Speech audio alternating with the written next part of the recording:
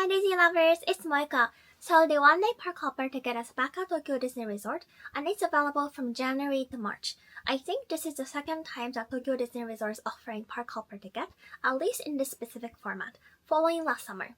I've used it once before and I'm actually planning to use it again soon. So today I'll be sharing what park hopper ticket is, my experience using it, and whether I think it's actually worth it or not. Okay, let's dive right in.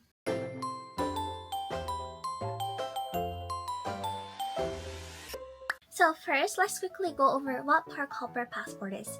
So this is a one-day ticket that is available from January 13th through March 31st. And it's basically a one-day ticket where you can move between two parks, Tokyo Disneyland and Tokyo DisneySea.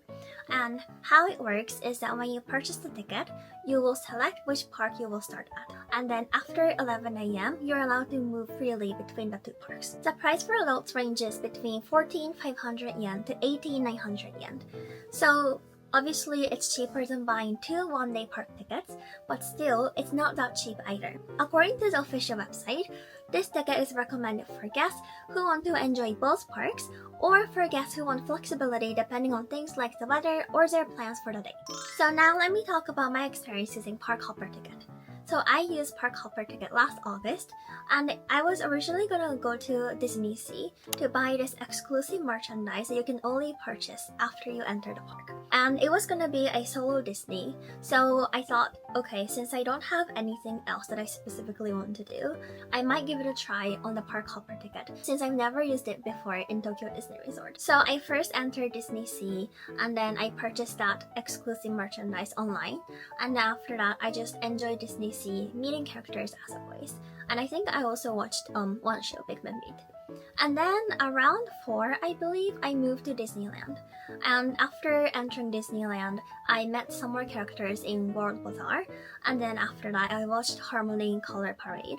And from then, I just watched more parades, more shows, and just enjoyed the atmosphere. And it worked out really well for me, especially because I know the park really well. I've been there so many times, so I had specific goals I wanted to achieve. Or basically, I wanted to meet characters, watch shows and parades, and that's it. So by entering both parks, I was able to watch shows in both parks and also meet more characters, since some characters are only available in one park. So it made a lot of sense for me. I had a lot of fun, and I was highly satisfied with the Park Hopper ticket.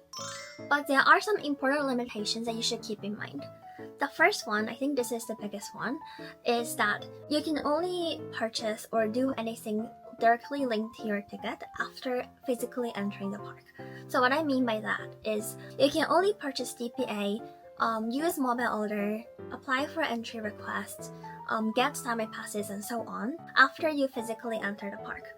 So that means the earliest you can use one of those options would be after 11 a.m. And on busy days, some of the DPAs or other things may be sold out at that time already. So I think that's something important to consider, especially on busy days. As for moving between the parks, you can technically walk between the two parks, but it's kind of far, and I think it takes a little over 20 minutes. Or like 25 minutes, I believe, so I personally do not recommend it. So the easier option is to use the Disney Resort line or the monorail. And by monorail, either you go from Disneyland to DisneySea or DisneySea to Disneyland. It takes 2 stops, and I think from door to door it takes around 10 minutes. So it's not far away and it's relatively easy to hop between the parks, but I guess compared to like Disneyland California, it might take a little bit more time to move between the parks. So is it worth it? To be honest, I personally don't think it's worth it for first-time visitors to Tokyo Disney Resort.